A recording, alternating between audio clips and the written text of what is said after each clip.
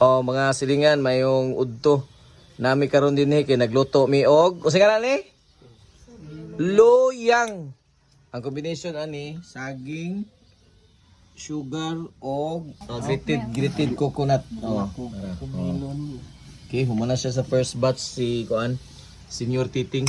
Mo ni amo ang kuan. Dili lami among loyang og dili nimo trabaho. Kamot apulan sa niya kamot ni ano lami man.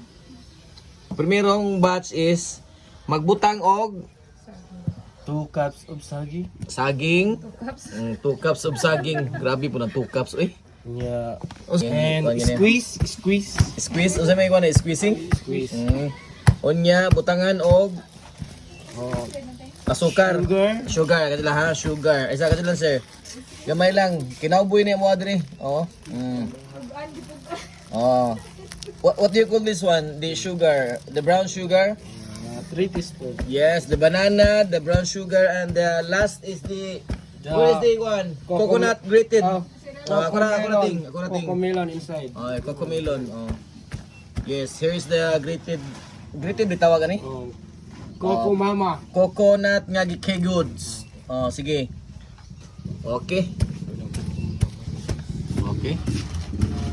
Oh, lami kayo. Sige, kasulti mo sir. Bahin na ni. I love it. I love it. Okay. So muna yung combination saging, sugar brown nga wala na butang sudlanan. Og wala lang sudlanan pod katong gi kagod nga lubi. Coco Mama. Oh. So muna siya staple sa una nga ginakaon. Amo lagi balik ang typical nga snack sa unang panahon itong bata pa mi.